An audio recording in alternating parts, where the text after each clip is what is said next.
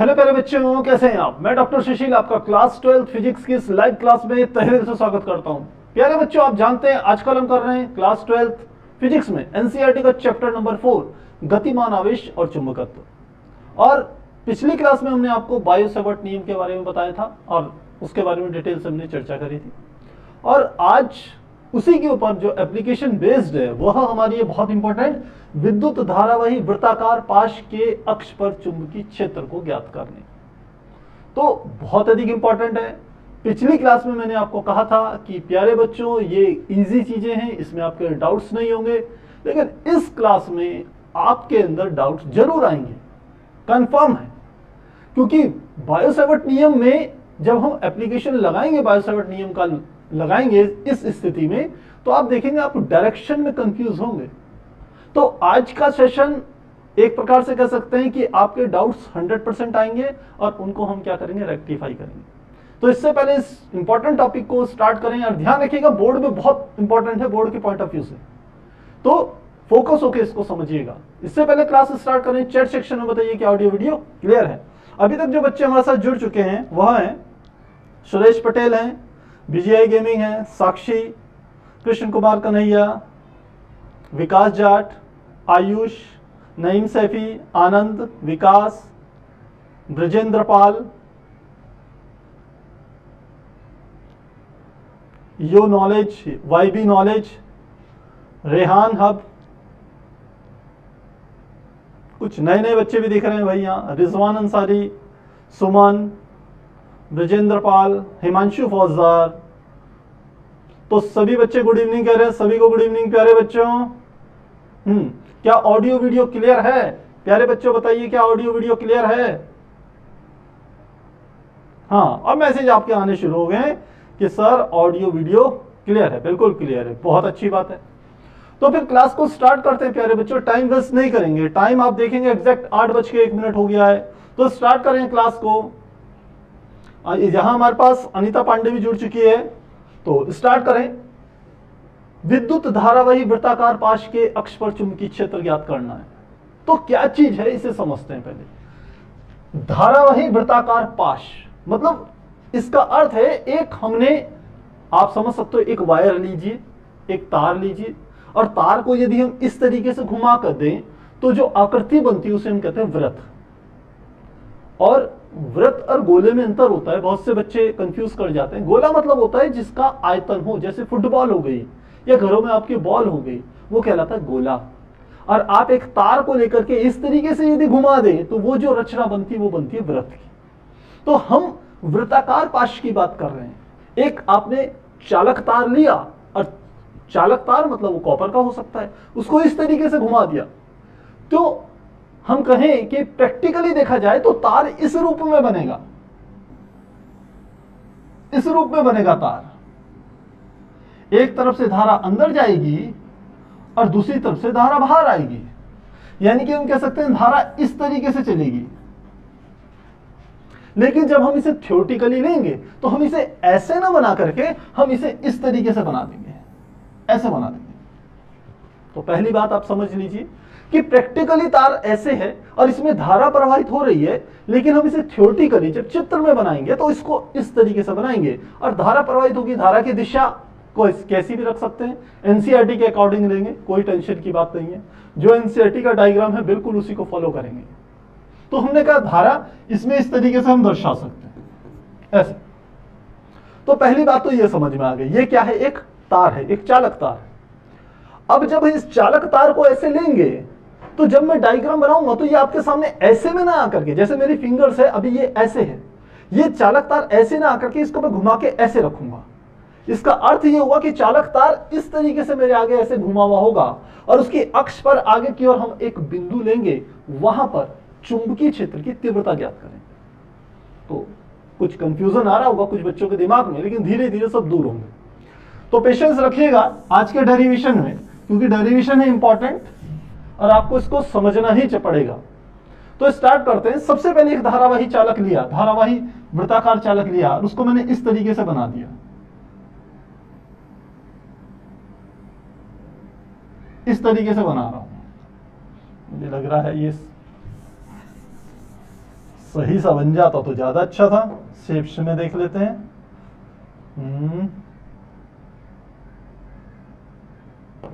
ये ले लेते हैं और इसका कलर ले लेते हैं, ऐसा ले लेते हैं। तो इस तरीके से हमने एक, ये अब सही बन गया। देखिए ये एक धारावाही तार ले लिया हमने, धारावाही तार आ गया। अब ये धारावाही, मैंने कहा कि ये पहले कैसा था, ये ऐसा था, दिखने में ये ऐसा है, लेकिन मैंने इसको घुमा करके ऐसे कर दिया। मतलब हाथ जैसे ऐसे इसको इस तरीके से घुमाऊंगा तो ये इसका व्यू थोड़ा सा चेंज हो जाएगा। तो ये ऐसे वाला जो वृत्त था उसको घुमा करके मैंने ऐसे कर दिया। पहली तो ये बात समझिए। अब इसका क्या रहा होगा, कोई केंद्र होगा। इसका केंद्र मैंने मान लेते हैं यहां पर ये ले लिया। इसके केंद्र से कुछ दूरी पर एक बिंदु मैंने ले लिया और इस बिंदु को कोई नाम दे दिया, मान लेते हैं ये बिंदु है P। तो धारावाही चालक से कि वृत्त के केंद्र से लेकर के, मान लेते हैं वृत्त का केंद्र है O से P को मिलाया, एक सीधी रेखा से हमने मिला दिया और इस डिस्टेंस को जो हमने नाम दिया मान लेते हैं वो है x। अगर ये धारावाही चालक है तो इसका मतलब इसमें धारा प्रवाहित हो रही होगी। तो धारा की दिशा क्या ले रहे हैं, यहां से धारा ऊपर की दिशा में जा रही है, यहां से धारा ऊपर जा रही है। इस बिंदु पर धारा की दिशा क्या होगी, इस दिशा में होगी। यहां से धारा नीचे की दिशा में आएगी ऐसे। इस बिंदु पर धारा की दिशा क्या होगी, इस दिशा में होगी। अब यदि इस चालक तार में धारा बह रही है तो हमारा चैप्टर की स्टार्टिंग में हमने पढ़ा था, ओस्टर्ड कहता है यदि किसी चालक में धारा प्रवाहित होगी तो उसके चारों तरफ एक चुंबकीय क्षेत्र उत्पन्न होगा।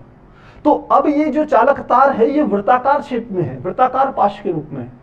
तो इससे x दूरी पर, इसके केंद्र O से x दूरी पर स्थित एक बिंदु P पर चुंबकीय क्षेत्र कितना उत्पन्न होगा, परिणामी चुंबकीय क्षेत्र, यह हमें ज्ञात करना। तो मुझे लग रहा है इतनी बात आपको समझ में आ रही होगी। अब ये इतनी बात आ गई। अब इसमें एक दो चीजें हमें अपने हिसाब से लेनी है। हमने कहा कि मान लेते हैं इस वृत्त की जो त्रिज्या है, इस त्रिज्या को मैं ले रहा हूं, यहां से लेके यहां तक की जो डिस्टेंस है, इस डिस्टेंस को मैं कैपिटल R से रिप्रेजेंट कर रहा हूं। यह है वृत्त की त्रिज्या। तो अब डेरिवेशन स्टार्ट करें, इससे पहले हम क्या कर रहे हैं कि इसके बारे में हल्की सी थ्योरी लिख रहे हैं। तो लिखते हैं, माना R त्रिज्या के धारावाही चालक में I धारा, इस धारा का मान कितना है जो मैं दर्शा रहा हूं, इस धारा का मान कितना है, I है। में I धारा प्रवाहित हो रही है, अतः चालक के केंद्र से, अतः केंद्र से x दूरी पर स्थित किसी बिंदु पर चुंबकीय क्षेत्र ज्ञात करना है। और यह चुंबकीय क्षेत्र क्यों उत्पन्न होगा, इस धारावाही, इस चालक में बहने वाली धारा के कारण। इतनी बात क्लियर हो गई। अब देखिए डेरिवेशन करने का तरीका क्या है। हमने कहा हम यहां पर अप्लाई करेंगे बायो-सैवर्ट नियम को। और बायो-सैवर्ट नियम क्या कहता है, अभी हमने पढ़ा था इससे पहले कि यदि ये एक इस तरीके से मैं एक चालक तार बनाऊं, इसमें I धारा बह रही हो, इसका एक धारा खंड ले लूं यहां से लेके यहां तक का, इस धारा खंड की लंबाई कितनी ली थी मैंने, dl। इससे कुछ दूरी पर एक बिंदु ले लिया था ये P। इस धारा खंड से लेकर के इस P को मिलाने वाली जो रेखा है, इस रेखा की लंबाई क्या है, r। और यह जो कोण बन रहा था, हमने कहा यह कोण कितना है, थीटा। तो अब इस धारावाही चालक के dl घटक द्वारा, जो कि धारावाही घटक है, dl घटक द्वारा P पर जो चुंबकीय क्षेत्र होता था उसका फार्मूला हमने देखा था, वो होता था dB = μ0/4 I dl sin θ/r²। ये होता था। इस फार्मूले को आपको पता है, पिछली क्लास में हमने बताया। जिन बच्चों को ये नहीं पता, इस बात को समझ लेना। तो इस चीज का हमने यहां पर उपयोग करना है। अब उपयोग कैसे करेंगे, ध्यान दीजिए। हमने क्या करना है, इस पूरे के पूरे धारावाही चालक के पूरे धारावाही चालक के द्वारा एक साथ चुंबकीय क्षेत्र नहीं निकालेंगे, हम इसके छोटे छोटे घटक लेंगे। तो एक घटक मैंने यहां पर ले लिया, मान लेते हैं ये इतना घटक मैंने ले लिया, यहां से लेके यहां तक का। इस घटक की लंबाई मैंने कहा मान लेते हैं कितनी है, जैसे मैंने यहां पर ली, इस घटक की लंबाई है dl। ये घटक की हमने लंबाई ले ली, इसको भी मिटा दें। इस घटक की जो लंबाई है, इस लंबाई को मैंने क्या नाम दे दिया, मान लेते हैं ये लंबाई कितनी है, dl। तो इस dl घटक के द्वारा, क्योंकि इसमें भी धारा तो बह रही होगी ना, क्योंकि ये पूरे इसमें लगातार धारा बह रही है, तो इसमें जो धारा बहेगी उसके कारण P पर कितना चुंबकीय क्षेत्र होगा ये ज्ञात करना। तो सबसे पहले इस घटक से लेकर के यहां तक हम क्या कर लेते हैं, एक लाइन खींच लेते हैं, एक दूरी मान लेते हैं। तो मैंने इस बिंदु से लेकर के यहां तक एक दूरी ले ली, ये इस तरीके से मिला दिया इन दोनों बिंदुओं को, और ये जो दूरी है इसको मैंने रिप्रेजेंट करा है एनसीईआरटी के अकॉर्डिंग स्मॉल r से। तो मैं कहूं dl घटक के द्वारा r दूरी पर स्थित किसी बिंदु P पर जो चुंबकीय क्षेत्र होगा उसको इस फार्मूले से हम निकालेंगे। अब बात आती है कि देखिए μ0/4 तो कांस्टेंट है, इसमें भी बहने वाली धारा का मान क्या है, I। इस चालक की लंबाई भी मैंने dl ले ली, इस फार्मूले में dl है, ठीक है। यहां से यहां तक की दूरी भी कितनी ले ली, r, जो कि मैंने यहां से यहां तक ली थी r, ये भी सही है। अब बात आती है इस थीटा कोण का मान कितना होगा, इस थीटा कोण को निकालते हैं। तो पहले लिख लेते हैं, जो मैंने बात कही उसको लिख करके फॉर्मूला रखता हूं आपके आगे, फिर थीटा कोण निकालेंगे। तो लिखते हैं, माना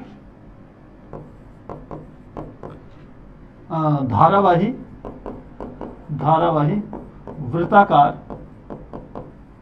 चालक के सूक्ष्म घटक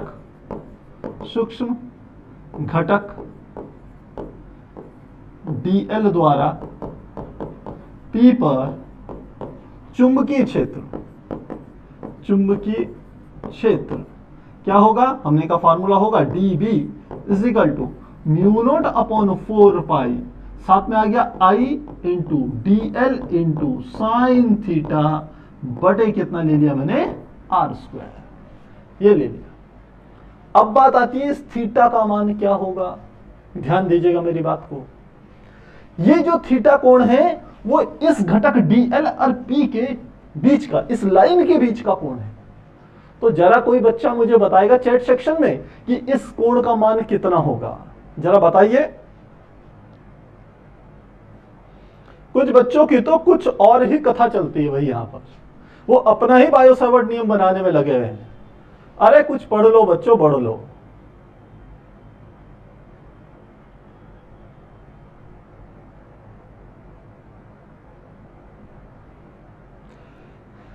जो इस तरीके के हैं इनको हटा देना।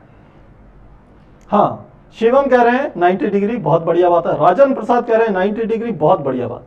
भाई कुछ बच्चे लगता है बिल्कुल तैयारी के साथ आते हैं, बहुत बढ़िया लगता है, हमारी बहुत बढ़िया। 90 डिग्री प्रियंका कह रहे हैं, और लोकेश कह रहे हैं, हिमांशु फौजदार कह रहे हैं, नईम सैफी कह रहे हैं, राजन प्रसाद कह रहे हैं, बहुत बढ़िया भाई। हम सोच रहे थे आपके डाउट्स आएंगे, लेकिन आप तो पहले ही डाउट्स क्लियर है। पर कुछ बच्चे जिनको नहीं आया उनको एक समझाने के लिए मैंने यहाँ पर ये रखा हुआ है, स्पेशल इसके लिए एक सर्कल बनाया था यहाँ पर। ये केवल यही बात समझा दी। देखिए ये सर्कल ऐसे था, बीच को छोड़ दीजिए, मैंने कहा ये एक सर्कल है, इस सर्कल को मैंने ऐसे की बजाय वृत्त को ऐसे लगा दिया। अब ये वाला जो तार है वो क्या है, ये इस तरीके के मेरा पेन है, इस पेन को मैं चाहे ऐसे लगाऊं, देखिए इसके साथ तो आपको लग रहा होगा, लेकिन मैं कह रहा हूं अच्छा इधर से देख लीजिए, इस वाले सर्कल के साथ, इस सर्कल के साथ मैं चाहे ऐसे पेन को लगाऊं इस तरीके से, देखिए चाहे ऐसे लगाऊं, चाहे ऐसे लगाऊं, चाहे ऐसे लगाऊं, तीनों ही स्थितियों में इस पेन और इस सर्कल के बीच जो कोण बनेगा वो 90 डिग्री का बनेगा। आपको यदि मेरी यहां पर ये चीज समझ में नहीं आ रही है तो आप खुद से इस काम को करिए। एक सर्कल लिया ऐसे, उस पे एक स्टिक लीजिए पेन, ये वो इस वाली ऑरेंज कलर की लाइन को प्रदर्शित करेगी, उसे ऐसे टच करवाइए। अब देखिए इस सर्कल और इसके बीच में जो कोण बनेगा यहां पर वो 90 डिग्री का कोण बनेगा। चाहे आप उसे ऐसे में लगाइए, चाहे ऐसे में लगाइए, चाहे ऐसे में लगाइए और चाहे ऐसे में लगाइए, हर स्थिति में 90 डिग्री का कोण बनेगा। तो यहां पर कोण कितना बनेगा 90 डिग्री। तो हम यहां लिखते हैं, चूंकि थीटा बराबर है 90 डिग्री और साइन 90 का मान कितना होता है 1। तो यहां से हमारा निकल गया dB बराबर mu naught upon 4 pi I into DL बटे R स्क्वायर, और इसे मान लेते हैं समीकरण 1 है। क्लियर होगी यहां तक बातें? अब देखिए मैंने ये तो निकाल लिया, हमने ये तो निकाल लिया कि चुंबकीय क्षेत्र का मान कितना होगा। अब आती है चुंबकीय क्षेत्र की दिशा। दिशा को समझिए, यहां पर धारा की दिशा क्या है, इधर की तरफ जा रहा है, धारा ऐसे जा रही है। यदि धारा ऐसे इस दिशा में जा रही है तो राइट हैंड थंब लॉ का इस्तेमाल कीजिए कि यदि अंगूठा बहने वाली धारा की दिशा को प्रदर्शित करे तो ये जो घूमी हुई फिंगर होती है, ऐसी वाली फिंगर, ये चुंबकीय क्षेत्र की दिशा को प्रदर्शित करती है। अब सोचिए, फिर से मैं इसको चलिए ले लेते हैं। हमने कहा ये इस तरीके से था, यदि धारा की दिशा किधर की ओर बह रही है, इस दिशा में बह रही है, तो ये मेरे पास अंगूठा किसकी दिशा को प्रदर्शित कर रहा है, धारा की दिशा को। तो ये घूमी हुई फिंगर यहां से अंदर की ओर जाएंगी और इस पृष्ठ से बाहर की तरफ आएंगी। मेरी बात समझ रहे हो? ये धारा की दिशा को प्रदर्शित कर रहे हैं यहां पर ऐसे, तो यहां से चुंबकीय क्षेत्र अंदर जाएगा और यहां से बाहर आएगा। लेकिन मैंने कहा ये सर्कल कैसे, ऐसे में, तो ये धारा की दिशा है, तो चुंबकीय क्षेत्र यहां से अंदर जाएगा और इस वाले सिरे से बाहर निकल के ऊपर की ओर आएगा। जब ये ऊपर की तरफ आएगा तो क्या होगा, यहां पर चुंबकीय क्षेत्र की जो डायरेक्शन होगी वो इस तरीके से होगी, ये चुंबकीय क्षेत्र की डायरेक्शन होगी बी, क्योंकि ये इधर की ओर से यहां से चुंबकीय क्षेत्र कहां जाएगा, इसके भीतर प्रविष्ट करेगा, यहां से भीतर घुसेगा और यहां से क्या आएगा, बाहर आएगा। लेकिन दिशा क्या होगी, ये वाली दिशा होगी। इतना क्लियर है? यदि इतना क्लियर है तो चैट सेक्शन में बताइए।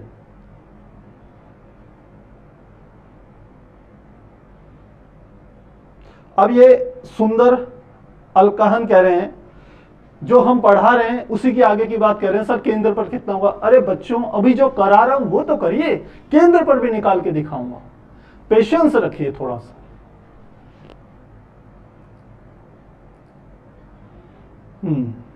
ठीक है, ठीक है, क्लियर है, बहुत बढ़िया बात है, कोई दिक्कत नहीं। तो ये चुंबकीय क्षेत्र की दिशा है, ध्यान दीजिए बस इस बात पे। अब इस वाली लाइन और इस चुंबकीय क्षेत्र के बीच में 90 डिग्री का कोण होगा, इस बात को भी समझ लो। अब कुछ बच्चे कहेंगे क्यों होगा सर, क्योंकि कल हमने आपको एक बात समझाई थी। हमने कहा था इस वाले फॉर्मूले में जो dl के साथ r लिखते थे उसके बीच में क्रॉस प्रोडक्ट होता था, जिसे सदिश गुणन कहते थे। तो जो भी चुंबकीय क्षेत्र की दिशा होती है वह इस dl घटक और इस वाली लाइन के दोनों के लंबवत होती है। इस dl के भी लंबवत होगी और इस लाइन r के भी लंबवत होगी। इसका अर्थ है ये जो चुंबकीय क्षेत्र की दिशा है वह इसके साथ ये बनाएगी 90 डिग्री का कोण। ये कोण कितना होगा, 90 डिग्री का कोण होगा। इसके बीच में और इसके बीच में 90 डिग्री का कोण होगा। क्लियर हो गया? अब हमने कहा इस लाइन को मैंने आगे की ओर बढ़ा दिया और यहां पर एक कोऑर्डिनेट ज्योमेट्री में इंट्रोड्यूस कर रहा हूं, कोऑर्डिनेट ज्योमेट्री ला रहा हूं। यहां हमने इस तरीके से एक लंब खींच दिया, यहां पर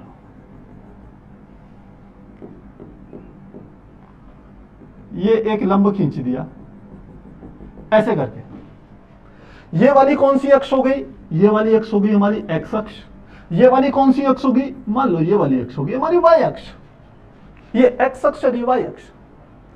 अब देखिए मैंने कहा ये वाला जो कोण है, ये वाला जो कोण है, ये कोण होगा मान लेते हैं थीटा। इस कोण को मैंने थीटा मान लिया। यदि ये कोण थीटा है तो मैं कहता हूं ये वाला कोण भी थीटा होगा, ये वाला कोण भी थीटा होगा। अब आपको लग रहा होगा कि सर यदि ये थीटा है तो ये थीटा क्यों होगा, ये एक और कंफ्यूजन आता है बच्चों के दिमाग में। तो मेरी बात को फिर से समझिएगा। देखिए यहां पे फिर से एक और कलर चेंज कर रहा हूं पेन का। देखिए ये वाला कोण कितना है, ये वाला कोण कितना है, ये मैंने बनाया था ऑरेंज कलर से। ये कितना कोण है, 90 डिग्री का। ठीक है, अब इस येलो वाली को मैं यहां से हटा रहा हूं क्योंकि आपको पता चल गया ये वाला कोण कितना है, 90। ये वाला कोण कितना है, 90। अब येलो वाले को ये हटा दिया। अब ये वाला कोण बताइए, ये वाला कोण कितना है, ये भी 90 है। देखिए ये वाला कोण भी 90 और ये वाला कोण भी 90। तो ये बीच का कोण क्या है, कॉमन है। ये कोण दोनों के लिए कॉमन है, इस वाले 90 के लिए भी और इस वाले 90 के लिए भी। तो यदि ये कोण थीटा होगा तो ये वाला कोण भी थीटा होगा। फिर आपके दिमाग में कंफ्यूजन आ रहा होगा। तो एक काम करते हैं, हम कहते हैं इस वाले को, इस कोण को मैंने कहा मान लेते हैं कोण नंबर 1, इस वाले कोण को कोण नंबर 2, और इस वाले कोण को कोण नंबर मैंने ले लिया 3। एक कोण, दो कोण, एक कोण, दो कोण और 3 कोण। क्लियर हो गया। अब आप देख रहे हो 1 + 3 बराबर कितने हैं? 90। यानी कि 1 + 3 बराबर कितना है? 90। एक कोण, इसके आगे कोण बना देते हैं, एक कोण + 3 कोण बराबर 90। और यहां पे देखिए 3 कोण + 2 कोण भी 90 है। कोण 3 + कोण 2 ये भी बराबर कितने? 90। तो ये दोनों क्या है? ये भी 90, ये भी 90। तो ये 1 + 3 3 + 2 के बराबर होगा। तो बराबर होगा तो रखते हैं, कोण 1 + कोण 3 बराबर कोण 3 + कोण 2। कोण 3 से कोण 3 कट जाएगा, तो क्या आ गया? कोण 1 बराबर होगा कोण 2। कोण 1 कौन सा था? ये वाला। कोण 2 कौन सा था? ये वाला था। तो ये कोण थीटा है, तो ये वाला कोण भी थीटा होगा। तो क्या ये थीटा वाली बात आपको समझ में आ रही है? ये बताइए।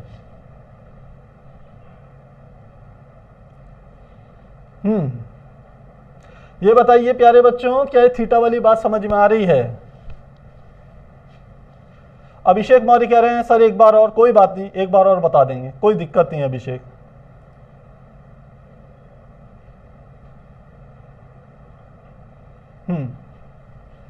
क्या ये चीज समझ में आ रही है?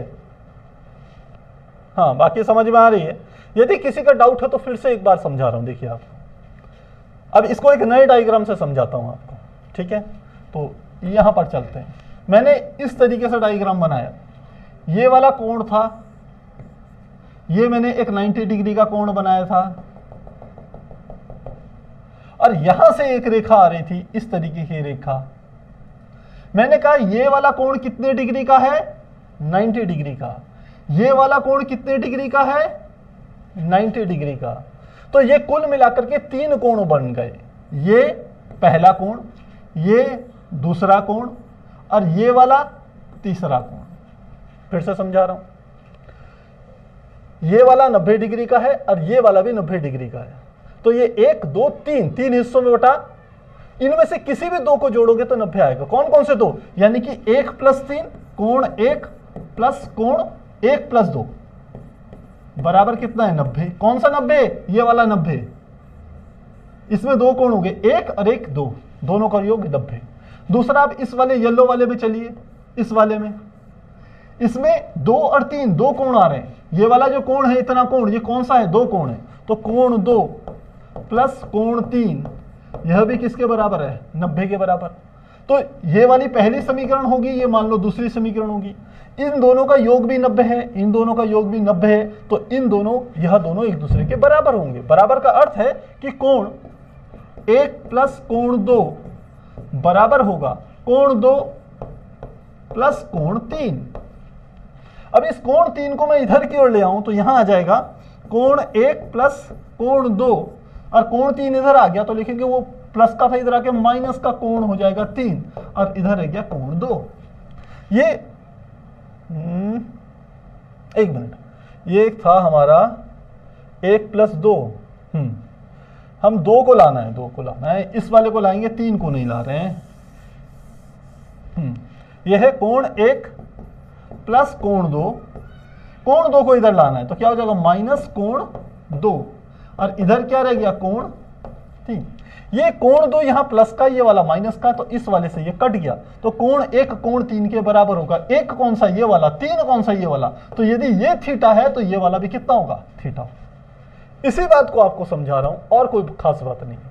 तो मुझे लग रहा है ये समझ में आ गया होगा। जिसके डाउट है वो यहां से एक स्क्रीनशॉट चाहे तो ले सकता है। स्क्रीनशॉट लेना चाहेंगे 1 2 3 4। अब चले पीछे अपने इस डायग्राम में। तो यहां पर हमें पता चल गया ये थीटा है तो ये वाला भी क्या होगा? थीटा होगा। इतनी बात क्लियर होगी। अब हमने क्या करना है, ये बातें आपको इसी बात को समझाने के लिए बताई थी। ये आ गई। तो पहला हमने ये बता दिया और इसकी दिशा भी बता दी, ये वाली होगी। तो लिखते हैं इसी प्रकार,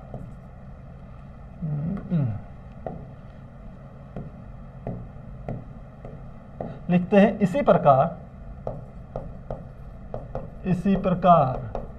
विपरीत घटक dl डैश द्वारा चुंबकीय क्षेत्र। ध्यान दीजिएगा, जैसा घटक मैंने dl यहां लिया है, इतनी ही लंबाई का घटक मैंने यहां पर ले लिया, और इसकी लंबाई भी मैंने कितनी ले ली, इसकी भी लंबाई क्या ले ली, dl ले ली, यहां से यहां तक की लंबाई dl ही ले ली। अब इसमें इस वाले में धारा नीचे से ऊपर इस दिशा में बह रही थी, यहां पर धारा इस दिशा में बह रही है। तो यदि पहले मैं इसको इस बिंदु से मिला लूं, क्योंकि P पर कितना चुंबकीय क्षेत्र है, ये बिंदु P था, तो ये इस घटक को भी मैं ऐसे बना सकता हूं, यहां पर मिला दिया। यदि ये वाला R है तो ये भी क्या होगा, R होगा। तो और इस वाले घटक के द्वारा P पर जो चुंबकीय क्षेत्र होगा उसका परिमाण तो इतना ही होगा। तो लिखते हैं dl डैश की जगह लिख लेते हैं, dl डैश हटा दिया मैंने, विपरीत घटक dl द्वारा चुंबकीय क्षेत्र क्या होगा, चुंबकीय क्षेत्र db डैश, उसको db डैश से रिप्रेजेंट कर रहा हूं, इस चुंबकीय क्षेत्र, इस वाले घटक के द्वारा जो चुंबकीय क्षेत्र बना है उसे db डैश से रिप्रेजेंट कर रहा हूं। उसका मान होगा, फार्मूला यही होगा, mu naught upon 4 pi i dl sine theta बटे r स्क्वायर। और इस स्थिति में भी बिल्कुल ऊपर की ओर ये जो कोण मिलेगा, ये वाली लाइन इससे मिलेगी, वो 90 डिग्री का एंगल बनाएगी, जैसा हमने यहां पर लिया था। तो लिखते हैं चूंकि थीटा बराबर है 90, तो db डैश बराबर आ जाएगा mu naught upon 4 pi i into dl बटे r स्क्वायर। और यह हम ले लेते हैं समीकरण 2। समीकरण 1 और 2 पे ध्यान दीजिए। समीकरण 1 तथा 2, थोड़ा i को मैं अच्छे से बना लूं, आप लोग कंफ्यूज ना हो जाएं। यह है i, यह है i। तो समीकरण 1 और 2 में देखेंगे तो db का मान db डैश के बराबर है, दोनों के परिमाण बराबर है, बस दिशाएं अलग है। ये इस दिशा में लगेगा और db डैश किस दिशा में लगेगा, ध्यान दीजिएगा फिर से। इसमें धारा की दिशा क्या थी, हमने कहा इस दिशा में धारा जा रही थी, तो मैंने क्या करा था, मैंने कहा ये ऐसे में रखना है, क्योंकि ये वाला जो डायग्राम, ये वाला जो सर्कल था, मैंने कहा ऐसा वाला सर्कल ये ऐसे ना होकर के कैसे था, इस तरीके से था, ऐसे में था। तो यदि धारा की दिशा आपकी तरफ है तो ये चुंबकीय क्षेत्र यहां से अंदर जाएगा और नीचे की तरफ से क्या आएगा, बाहर आएगा, तो यहां से ये ऊपर की ओर चले गया। अब नीचे वाले हिस्से पे ध्यान दीजिएगा, बिल्कुल नीचे वाले बॉटम पे, यदि ऊपर की ओर धारा इधर जा रही थी तो नीचे वाले में धारा किधर की ओर जाएगी, बोर्ड की तरफ जाएगी। यदि बोर्ड की तरफ जाएगी ऐसे में, तो यानी कि यहां से धारा ऐसे अंदर जाएगी और इस वाले हिस्से से बाहर आएगी। कुल मिला के कहने का अर्थ है, जब आप दिशा लगाओगे तो चुंबकीय क्षेत्र की जो दिशा होगी वो ये आएगी, ये होगी db की डायरेक्शन,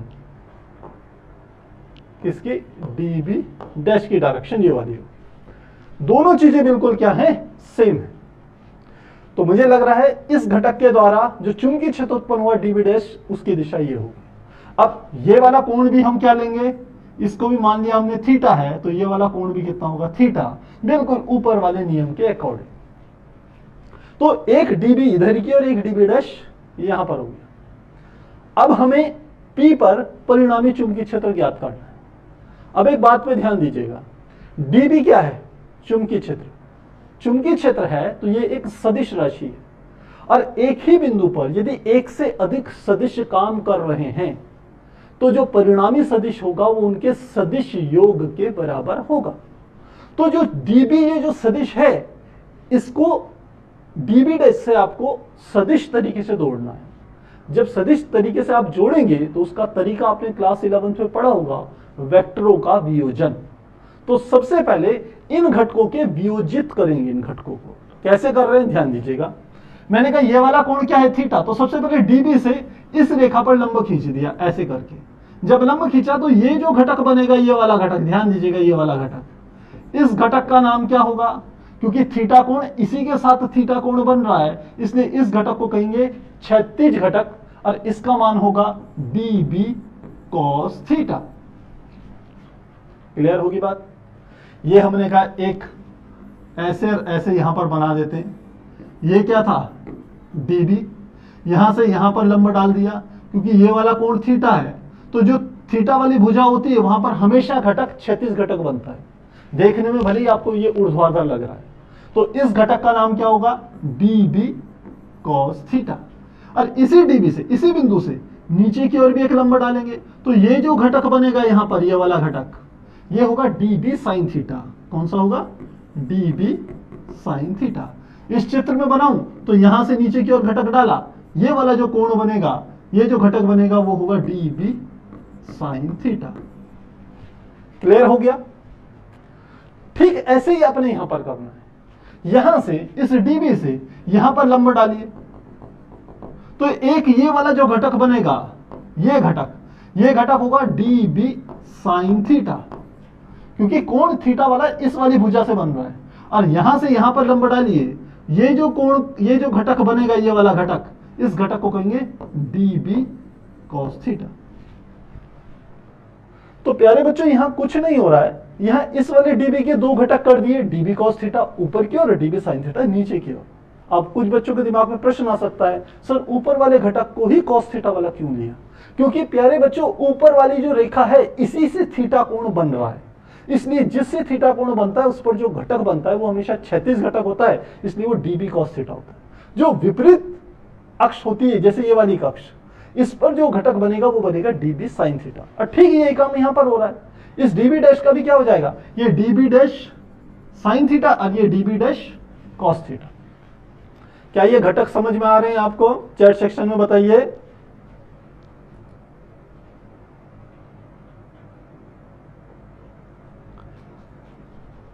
क्या आपको घटक समझ में आ रहे हैं प्यारे बच्चों?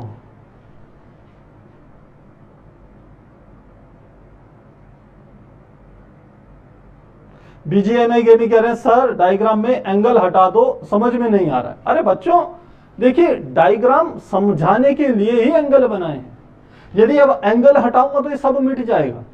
ध्यान दीजिए सीधी सीधी बात पर, आपको सीधा सा ये बात समझ में आनी चाहिए। फिर से मैं अगले पेज में ले जाता हूं, चलिए आपको।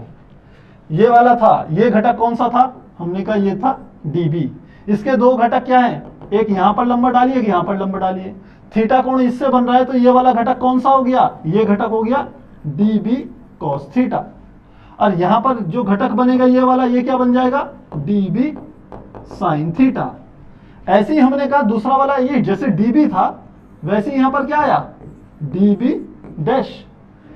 इसका भी ये वाला कोण कितना है, थीटा। तो यहां पर लंब डालिए, ये वाला घटक कौन सा बन जाएगा, ये बनेगा db cos थीटा। और यहां से इस पर लंब डालिए, तो ये वाला घटक जो दूसरा बनेगा, ये बनेगा db sin थीटा। ये db डैश है तो db डैश, db डैश। ये समझ में आने चाहिए, तभी आगे की बात बनेगी आपकी। तो मुझे लग रहा है यहां पर अब आपका ये क्लियर हो गया होगा। और कहीं किसी को कोई दिक्कत? क्लियर है। नितिन कुमार कह रहे हैं क्लियर है, साक्षी कह रही है क्लियर है, राज सिंह कह रहे हैं क्लियर है। अपने आप से बना के देखना ना बच्चों, ये वीडियो है, कोई पिक्चर नहीं है। क्योंकि एक स्टिल पिक्चर होती, केवल एक हम कह सकते फोटो होता तो आप कंफ्यूज करते। इस वीडियो को धीरे धीरे आगे आगे चला के देखिए, आपको पहला डायग्राम, दूसरा डायग्राम, तीसरा डायग्राम, जैसे जैसे डायग्राम में मैं मॉडिफिकेशन कर रहा हूं आपको अच्छे से समझ में आए। तो ये दो चीजें समझ में आ गई।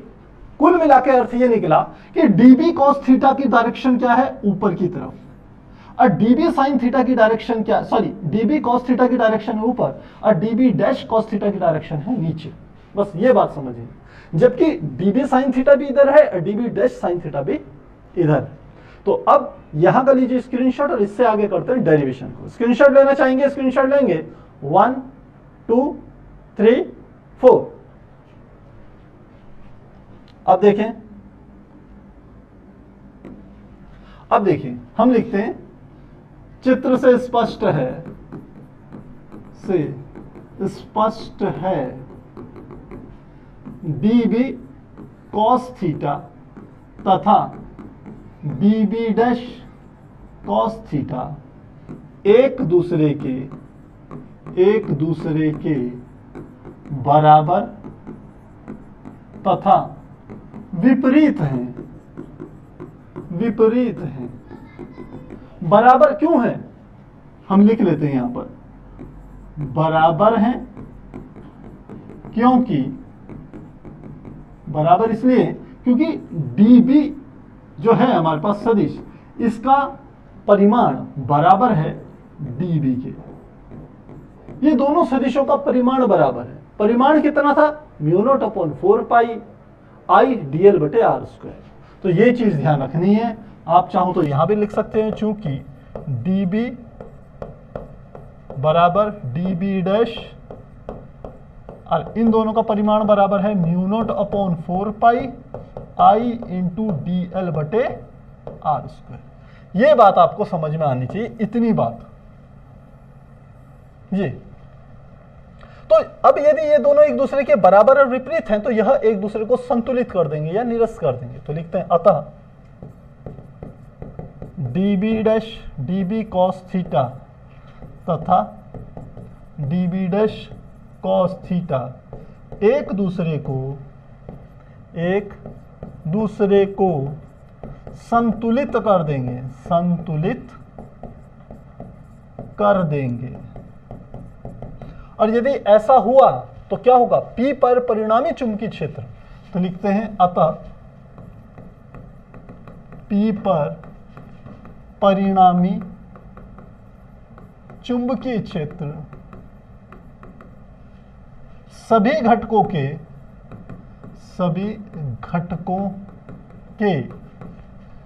dB sin थीटा के योग के बराबर होगा।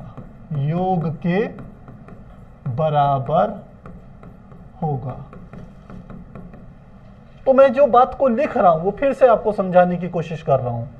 मैंने कहा इस P बिंदु पर, ये बिंदु था P, इस P बिंदु पर जितने भी इसके घटक होंगे, छोटे छोटे और खूब सारे घटक बनाइए, उन सबके जो भी घटक निकलेंगे dB cos थीटा और dB डैश cos थीटा वो हमेशा एक दूसरे को निरस्त करेंगे, क्योंकि इसमें एक ऊपर है एक नीचे, दूसरे में एक इस दिशा में होगा, एक विपरीत दिशा में होगा, तीसरे में एक ऐसी दिशा में होगा और उसके विपरीत दिशा में, सबके dB cos थीटा कट जाएंगे और जो दूसरे घटक बचेंगे वो बचेंगे dB sin थीटा और इन सब का क्या हो जाएगा? योग हो जाएगा। तो P बिंदु पर इस पूरे धारावाही चालक के कारण, इसके विभिन्न घटकों के कारण जो परिणामी चुंबकीय क्षेत्र होगा वो dB sin थीटा के घटकों के योग के बराबर होगा। तो अब इससे आगे हम डेरिवेशन करते हैं। हमने कहा कि बराबर होगा अतः P पर परिणामी चुंबकीय क्षेत्र कैसे निकालेंगे? B बराबर समाकलन, मतलब सभी घटकों के dB sin थीटा के घटकों का योग। तो क्या आ जाएगा? समाकलन dB sin थीटा इसके बराबर लिखेंगे। तो लिखते हैं चूंकि dB बराबर होता है म्यू नॉट अपॉन 4 पाई आई इंटू dl बटे आर स्क्वायर, ये मान यहां पर रखेंगे, साथ ही तथा साइन थीटा का मान भी लिखेंगे। साइन थीटा का मान कहां से आएगा?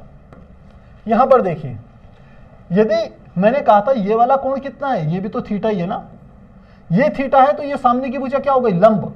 ये क्या हो गया? आधार। ये क्या हो गया? कर्ण। तो साइन थीटा बराबर क्या हो जाएगा? आप जानते हैं लंब बटे कर्ण, यानी कि कैपिटल आर बटे स्मॉल आर। इस पे ध्यान दीजिएगा। तो लिखते हैं साइन थीटा बराबर कैपिटल आर बटे स्मॉल आर के बराबर होगा। ये दोनों मान यहां पर रखने हैं आपको। तो मान रखते हैं b बराबर समाकलन म्यू नॉट अपॉन 4 पाई और साथ में आ गया i इंटू dl बटे R square multiply capital R बटे स्मॉल आर। कितना आ गया? अब मैंने हमेशा समझाया कि d, जहां पर भी d आए उस पद को देखिए, यहां d के साथ l आ रहा है, यानी कि l चर है, वेरिएबल है, बाकी सारी चीजें क्या होंगी? कांस्टेंट होंगी। तो उनको समाकलन से बाहर ले जाएंगे। तो ले जाते हैं तो क्या आ जाएगा? म्यू नॉट अपॉन 4 पाई, ये आ गया i इंटू कैपिटल आर बटे आर स्क्वायर की आर में गुणा होगी तो क्या आ गया? R cube. समाकलन का निशान अंदर रह गया केवल dl। अब dl क्या चीज है और उसके समाकलन का क्या अर्थ है? ध्यान दीजिए फिर से। dl क्या था? यहां से लेके यहां तक की एक छोटी सी लंबाई थी और ऐसे ही मैं बहुत सारे घटक बनाते चले जाऊं, ये घटक भी dl, ये घटक भी dl, ये भी dl, ये भी dl, पूरे को यदि dl में बांट दूं तो सभी घटकों का जो योग होगा वह इस वृत्त की परिधि के बराबर होगा। तो लिखेंगे समाकलन dl बराबर है 2 पाई, और वृत्त की त्रिज्या कितनी, कैपिटल R, इसके बराबर। तो लिखते हैं चूंकि समाकलन dl बराबर होगा 2 पाई कैपिटल R, यानी कि वृत्त की परिधि की लंबाई, वृत्त की परिधि की लंबाई के बराबर होगा। तो ये मान रखें वहां, तो क्या आ जाएगा, ये आ जाएगा b is equal to mu naught upon 4 pi, साथ में आ गया I इंटू कैपिटल R बटे स्मॉल r की घात 3, और dl का मान कितना आ गया, मल्टीप्लाई 2 पाई कैपिटल R। अब इसको थोड़ा सा हमने सॉल्व करना है। Mu naught upon 4 pi 2 pi I capital R square upon small r cube, इसे अगले पेज में लिख रहे हैं। तो लिखते हैं अतः b बराबर mu naught upon 4 pi 2 pi I बटे नीचे है r क्यूब, और ऊपर की ओर हमने देखा था शायद कैपिटल R स्क्वायर था, r की r में गुणा करेंगे तो कैपिटल R स्क्वायर आ जाएगा, कैपिटल R स्क्वायर, इसके बराबर आ गया। तो यहां तक तो मुझे लग रहा है काफी आसान है, लेकिन हम जब डेरिवेशन करते हैं तो हमने इस डेरिवेशन में एक बात ध्यान दीजिएगा, हमें कहा है कि वृत्त के केंद्र से P बिंदु x दूरी पर स्थित है, और ये वाला स्मॉल r हमने अपनी तरफ से लिया है।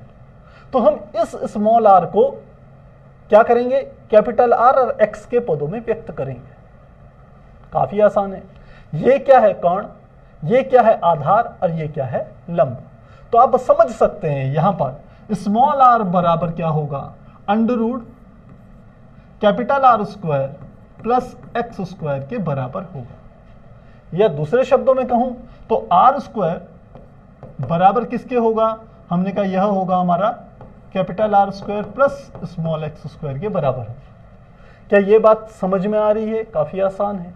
मैं इस स्मॉल r को नीचे लिख रहा हूं, चलिए स्मॉल r, इस स्मॉल r को कैपिटल R और x के पदों में व्यक्त कर रहा हूं। ये एक समकोण त्रिभुज है यहां पर, तो कोण के सामने की भुजा ये हो गई लंब, ये हो गई आधार, ये हो गया कर्ण स्मॉल r। तो स्मॉल r का स्क्वायर बराबर capital R square plus x square के बराबर होगा, यानी कि कर्ण का स्क्वायर बराबर लंब का स्क्वायर प्लस आधार के स्क्वायर के बराबर होगा। पाइथागोरस प्रमेय हमने इस्तेमाल कर लिया। तो इस r स्क्वायर के मान को या r के मान को वहां पर रखने पर, तो करते हैं, लिखते हैं, चित्र से स्पष्ट है। अब आप चाहें तो चित्र का हम नाम भी लिख लेते हैं, चलिए आप लोग कंफ्यूज ना करें। ये O हो गया, ये बिंदु हो गया P, इसको कोई नाम दे देते हैं, मान लेते हैं ये बिंदु है L, ये वाला बिंदु क्या ले लिया हमने, L। तो LOP से, तो लिखते हैं त्रिभुज LOP से, त्रिभुज LOP से, यानी कि ये क्या, समकोण त्रिभुज, समकोण त्रिभुज। यदि ये समकोण त्रिभुज है तो यानी कि कर्ण का वर्ग, और कर्ण हमारा क्या था, LP का वर्ग बराबर होगा LO का वर्ग, लंब का वर्ग प्लस आधार का वर्ग, यानी कि OP का वर्ग।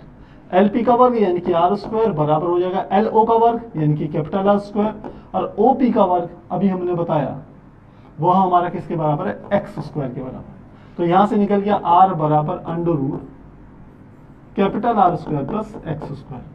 R का ये मान इस समीकरण में रखने पर, तो ये वाली समीकरण कौन सी मान ले हम, देखिए क्या हमने इससे पहले समीकरण मानी है, समीकरण 2 तक हमने मान लिया था, तो समीकरण 3 मानते हैं इसे, ये मान लेते हैं समीकरण 3। तो लिखते हैं समीकरण 3 में R का मान रखने पर, तो मान रखें R का क्या आ जाएगा, B इज इक्वल टू, यह आ गया म्यू नॉट अपॉन 4 पाई, ऊपर आ गया 2 pi I capital R square बटे स्मॉल r, क्या मान कितना है, यह है R square plus x square की घात 1/2 का मतलब अंडर रूट का मतलब 1/2, और ये क्या है R क्यूब, तो इसका पूरा का पूरा क्या आ गया, क्यूब आ गया। इसको सॉल्व करेंगे तो क्या आएगा, ध्यान दीजिएगा, b is equal to mu naught upon 4 pi 2 pi I capital R square बटे नीचे आ जाएगा R square plus x square की घात 3/2। और यही हमारा क्या हो जाएगा, सूत्र हो जाएगा। और यह सूत्र हमने निकाला है वृत्त की त्रिज्या r तथा वृत्त के केंद्र O से लेके P तक की जो दूरी है x, उसके पदों में। और कोई खास बात नहीं थी। इस डेरिवेशन से इस डेरिवेशन पे लाने पे हमने केवल स्मॉल r को x के पदों में व्यक्त किया है, r तथा x के पदों। ये स्टैंडर्ड हम कह सकते हैं फॉर्म है जिसको आप रखेंगे। अब यह तो तब है यदि उस वृत्त में चालक तार का केवल एक ही फेरा है। यदि चालक तार के फेरों की संख्या कैपिटल N हो तो चुंबकीय क्षेत्र भी उतने ही गुना हो जाएगा। तो इस बात को लिखते हैं, यदि वृत्ताकार कुंडली में फेरों की संख्या कैपिटल N हो तो चुंबकीय क्षेत्र, तो P पर चुंबकीय क्षेत्र क्या हो जाएगा, ये हो जाएगा B is equal to mu naught upon 4 pi, साथ में आ जाएगा 2 पाई। अब I से पहले N कर देंगे, N I R स्क्वायर बटे नीचे आ जाएगा R square plus x square की घात 3/2। और यह हमारा क्या निकल गया, इसका सूत्र निकल गया। यदि फेरों की संख्या N होगी तो क्या होगा। तो प्यारे बच्चों, डेरिवेशन लंबा है, आप समझ सकते हैं। ये डेरिवेशन लंबा है लेकिन इंपॉर्टेंट है, समझ में आएगा तो आपके काम आएगा। तो इस इतने पोर्शन का आप लीजिए स्क्रीनशॉट। यदि कहीं पर डाउट है तो आप लिख सकते हैं चैट सेक्शन में। इसके बाद केवल 2 स्पेशल केस इसके कराएंगे और हमारा डेरिवेशन पूरा हो जाएगा। जो बच्चा कह रहा था कि सर वृत्त के केंद्र पर कितना होगा, वही चीज अब हम आपको बताने वाले हैं। तो स्क्रीनशॉट लेना चाहेंगे, स्क्रीनशॉट लेंगे 1 2 3 4। हाँ, बहुत बढ़िया, बहुत अच्छा। साक्षी, हिमांशु, शिवम, दृष्टि, ये सब बच्चे, सोना, ये सब क्या हैं, पढ़ने वाले बच्चे हैं। ये मैक्सिमम तैयारी करते आते हैं, डेली क्लास अटेंड करते हैं, चाहे 11th की हो चाहे 12th की हो। निश्चित रूप से आप पढ़ाई में टाइम दे रहे हो तो आपको भविष्य में इसका बेनिफिट 100% मिलेगा। सबसे अच्छी इन्वेस्टमेंट टाइम की जो है वो है पढ़ाई में, आपका जो टाइम इन्वेस्ट हुआ है वो। तो ये मुझे लग रहा है क्लियर हो गया होगा। आप चाहें तो पीछे के लिए स्क्रीनशॉट ले सकते हैं। स्क्रीनशॉट लेना चाहेंगे 1 2 3 4। नेक्स्ट पेज का 1 2 3 4। अब यहां पर देखते हैं, स्पेशल केस लेते हैं। पहला, यदि P बिंदु वृत्त के केंद्र पर हो। अब ध्यान दीजिएगा, मैं ये क्या चीज कह रहा हूं स्पेशल केस में। ये क्या है, विशेष स्थिति।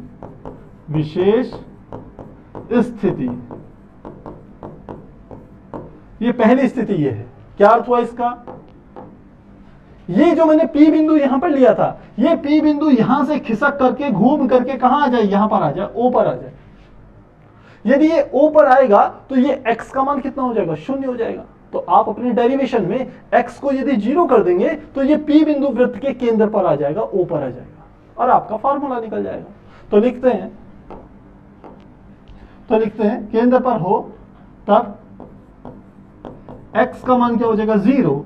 इस वाले समीकरण में x का मान 0 रखेंगे तो क्या आ जाएगा, b is equal to mu naught upon 4 pi, साथ में आ गया 2 pi n i capital R square बटे नीचे क्या आ जाएगा, R स्क्वायर, और x का मान हो गया 0, मल्टीप्लाई कितना आ गया, 3/2। तो इस वाले 2 से ये वाला 2 कट जाएगा तो क्या आ जाएगा, b इज इक्वल टू, इसको थोड़ा सा आगे लिख लें, यह आ जाएगा mu naught upon 4 pi 2 pi capital N I R square बटे, देखिए नीचे 2 से 2 कट गया तो क्या आ गया, R क्यूब। देखिए फ्रेम में आ रहा है, हाँ आराम से आ रहा है, अच्छे से आ रहा है, कोई दिक्कत नहीं है। तो देखिए ये R स्क्वायर से इस पद से, इसमें से 3 में से 2 घात कट जाएगी, 1 बच जाएगी। तो फॉर्मूला आ जाएगा P is equal to mu naught upon 4 pi, ऊपर आ गया 2 पाई N I, नीचे बटे क्या आ गया, R। यह हमारा फॉर्मूला आ गया कि वृत्ताकार धारावाही कुंडली के केंद्र पर चुंबकीय क्षेत्र का मान जो होगा इतने के बराबर होगा। आप चाहें तो यहाँ पाई से पाई काट सकते हैं, 2 से 2 काट सकते हैं, तो भी आप इस फॉर्मूले को थोड़ा सा मॉडिफाई कर सकते हैं। लेकिन खास बात क्या है कि म्यू नॉट अपॉन 4 पाई को जब आप ऐसे ही रखते हैं तो आप जानते हैं इसकी वैल्यू 10 टू द पावर -7 होती है। तो न्यूमेरिकल करते समय आपके लिए ये वाला फॉर्मूला ज्यादा आसान है। मैनिपुलेशन करना आपको आना चाहिए जब आप न्यूमेरिकल करेंगे। तो ये आ गई। अच्छा, बहुत बार बच्चे कहते हैं सर इसकी डायरेक्शन क्या होगी, इस चुंबकीय क्षेत्र की दिशा क्या होगी। तो देखिए दिशा आप यहीं से देख सकते थे, ये जितने भी घटक हैं ये एक्स अक्ष की दिशा में जा रहे हैं, एक्स अक्ष के अनुदिश हैं, चाहे वो डीबी साइन थीटा हो चाहे डीबी डैश साइन थीटा हो। तो सारे घटक एक्स दिशा में हैं, तो परिणामी चुंबकीय क्षेत्र पूरे वृत्त के कारण जो होगा वो एक्स अक्ष की दिशा में होगा। तो जिनको ये कंफ्यूजन है उनको हम यहां लिख लेते हैं, इसकी दिशा एक्स अक्ष की ओर ये इसकी दिशा होगी। किसकी? इस वाले की दिशा, इसकी दिशा ये होगी। तो पहला केस हमने यहां पर सॉल्व कर लिया है। अब सेकंड केस की तरफ चलते हैं, विशेष स्थिति सेकंड केस ले रहे हैं। और सेकंड केस हम जो लेंगे बुक के अकॉर्डिंग ले लें। चलिए पहले तो इसको नेक्स्ट पेज में चलते हैं, ये वाला फॉर्मूला लिख करके। सेकंड केस लेते हैं। यदि, अब देखें क्या है सेकंड केस।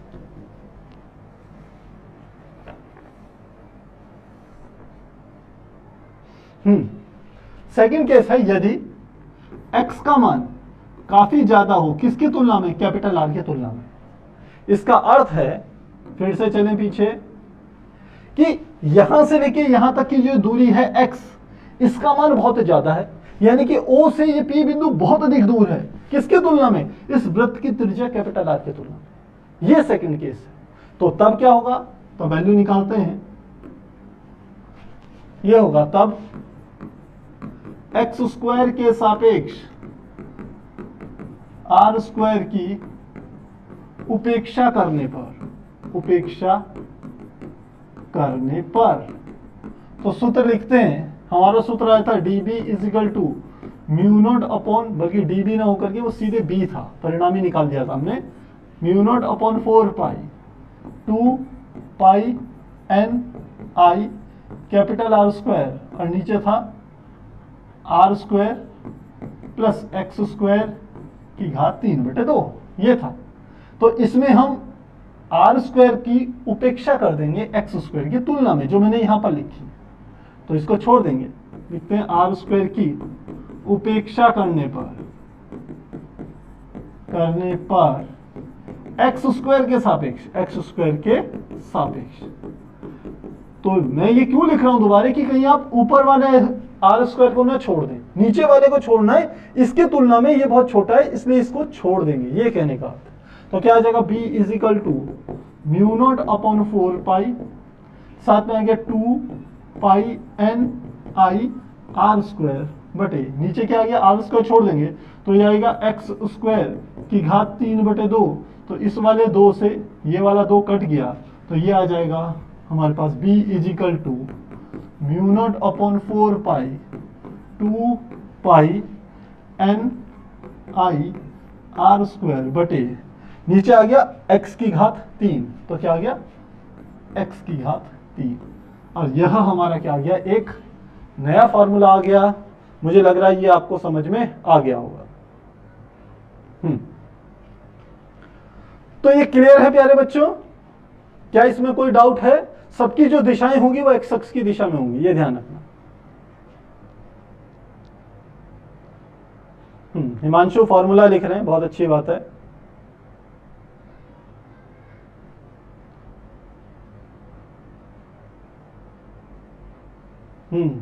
साक्षी भी फॉर्मूला लिख रही है, बहुत बढ़िया। बीजीएमए कह रहे हैं सर बड़ा है, हार्ड है, लेकिन ठीक है, इजी है, समझ में आता है तो सब चीजें इजी है। ये प्रोसेस में टाइम लगता है ना समझाने में, इसलिए लंबा हो जाता है, वरना एक पेज में भी खत्म हो जाए, लेकिन बार बार चीजों को डायग्राम में ले जाके फिर समझाने में उसमें टाइम लगता है बच्चों। तो मुझे लग रहा है ये चीज क्लियर आपकी हो गई होगी। अब एक चीज समझिएगा, मैंने कहा एक ये वृत्ताकार कुंडली मैंने ली, जैसे एनसीईआरटी ने बना के दे रखी है उसी के अकॉर्डिंग आपको समझा रहा हूं। एनसीईआरटी की किताब में ये इन्होंने इसमें धारा प्रवाहित कर दी, यानी कि धारा यहां से जा रही है, या चलिए वैसा ही डायग्राम बना दें, ऐसे बनाया है एनसीईआरटी ने, ये बना दिया, ये धारावाही चालक ले लिया, और इसमें धारा की दिशा क्या दिखा दी, यहां से धारा ऐसे बह रही है और यहां से धारा ऐसे बह रही है। अब चुंबकीय क्षेत्र की दिशा आपको बतानी, तो चुंबकीय क्षेत्र किस प्रकार से होगा ध्यान दीजिएगा। इसके लिए थोड़ा डायग्राम चेंज कर रहा हूं मैं, एक ले लेते हैं येलो। देखिए यहां पर क्योंकि धारा ऊपर से नीचे आएगी तो राइट हैंड थंब लॉ क्या कहेगा, धारा की दिशा ये है, तो यहां से चुंबकीय क्षेत्र अंदर गया और यहां से चुंबकीय क्षेत्र बाहर आया, तो चुंबकीय क्षेत्र की जो दिशा होगी यहां से कहां होगा, अंदर की तरफ। कैसे बनाया जाएगा इसको, इसने भी इन्होंने भी सर्कल से बना रखा है, तो ऐसे बना लेते हैं, चलिए ऐसे। तो चुंबकीय क्षेत्र की दिशा क्या है, हमने कहा राइट हैंड थंब लॉ ये है, यहां से चुंबकीय क्षेत्र अंदर गया ऐसे, और यहां से चुंबकीय क्षेत्र क्या आया, बाहर आया। इसी प्रकार यहां पर होगा, यहां पर धारा की दिशा क्या है, ऊपर की ओर जा रहा है, यहां से चुंबकीय क्षेत्र अंदर आएगा और यहां से चुंबकीय क्षेत्र बाहर आएगा, तो यहां पर भी इसने एनसीईआरटी ने एक सर्कल के अकॉर्डिंग बना दिया। तो बिल्कुल इसकी जो दिशा होगी वह कैसी होगी, इस डायरेक्शन में होगा, ऐसे। अगर हम बनाते तो कैसे बनाते, देखिए यहां से चुंबकीय क्षेत्र अंदर है तो मैं यहां पर लगा लेता क्रॉस, और यहां पर चुंबकीय क्षेत्र बाहर आ रहा है तो यहां पर लगा देता डॉट। ठीक, अब यहां पर समझिए ये धारा ऊपर बह रही है, यहां से चुंबकीय क्षेत्र जाएगा अंदर, तो यहां पर क्या लगाऊंगा, क्रॉस, और यहां से अंदर से चुंबकीय क्षेत्र बाहर आएगा, यहां क्या लगाऊंगा, डॉट। ये चुंबकीय क्षेत्र की डायरेक्शन होती है। तो इस तरीके से हम किसी धारावाही चालक का चुंबकीय क्षेत्र क्या कर सकते हैं, ज्ञात कर सकते हैं। इसके अकॉर्डिंग यदि और देखा जाए तो ये इस तरीके से इसमें जाती हैं, ये धारा की दिशा ये वाली है, इनमें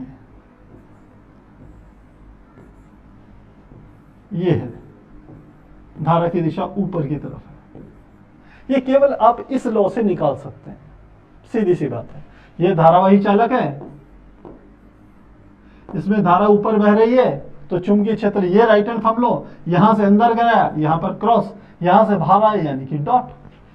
तो इस तरीके से आप एक सर्कल बना लीजिए, यहां पर अंदर गया, यहां से ऐसे, यहां से बाहर आया, यहां पे ऐसे दिखा दीजिए।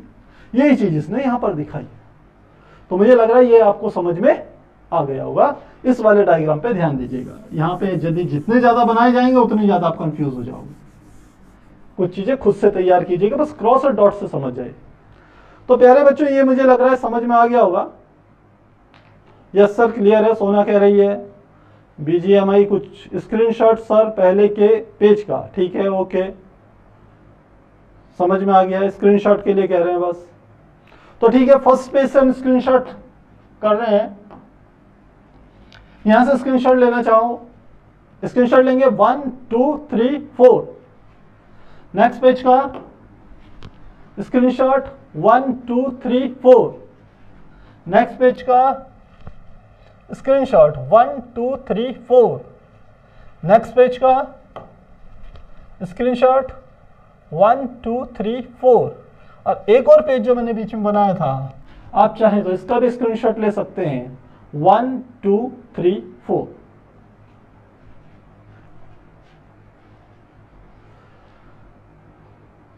स्वामी वंश जी शुभम कह रहे हैं सर आप क्लास 12th का क्यों गैप करके चलाते हैं। अरे बच्चों, गैप करके चलाने की मजबूरी ये है कि हम पे टाइम इतना नहीं है कि हम डेली आपको क्लास दे पाए। या तो 11th की छोड़ दें या 12th की छोड़ दें। लेकिन कुछ बच्चे 11th के भी ऐसे हैं जिनको बहुत नीड है फिजिक्स की, 12th वालों को भी नीड है, तो इसलिए दोनों को बैलेंस कर रखा है 3-3 दिन। लेकिन ध्यान दीजिए 1 घंटा हो गया मुझे पढ़ाते हुए, और आधा घंटे की बात होती तो हम कभी भी कर देते, लेकिन आधा घंटे में कॉन्सेप्ट ही क्लियर नहीं होता, आने के बाद ही भागने की जल्दी हो जाती है, टाइम का पता नहीं चलता है। इसलिए जितना पढ़ा रहे फोकस होकर पढ़ा रहे हैं, पढ़िए, टाइम की चिंता मत कीजिए, कोशिश करेंगे आपका सिलेबस टाइम से खत्म हो जाए। तो प्यारे बच्चों, मुझे लगता है सबका क्लियर है, कहीं कोई दिक्कत नहीं है। बीजीआई गेमिंग कह रहे हैं सर केमिस्ट्री नहीं, अब केमिस्ट्री की बात आ रही है। अरे भैया जब टाइम नहीं है तो केमिस्ट्री कहाँ से होगी। केमिस्ट्री इसीलिए बंद कर दी क्योंकि समय बिल्कुल नहीं मिल रहा। और इसके क्वेश्चन आंसर की जहां तक बात है, यदि एनसीईआरटी के सॉल्यूशन में आपको यहां पर कराने लग जाऊं तो ये समझ लीजिए दिसंबर तक आपके 5 चैप्टर 6 चैप्टर भी कंप्लीट नहीं होंगे। एक एक्सरसाइज में 40-40 क्वेश्चन है। आपको एग्जाम्पल पूरे कराने की कोशिश कर रहा हूं। यदि एग्जाम्पल भी छोड़ देता तो ये और तेजी से हो जाता, लेकिन 2 में से एक चीज करा रखे। और पिछली सीरीज यदि आप देखेंगे वहां पर आपको मैक्सिमम न्यूमेरिकल एनसीईआरटी के सॉल्व मिल जाएंगे। तो फिर भी डाउट हो तो चैट सेक्शन में लिख सकते हैं। मिलते हैं नेक्स्ट क्लास में, तब तक के लिए गुड बाय।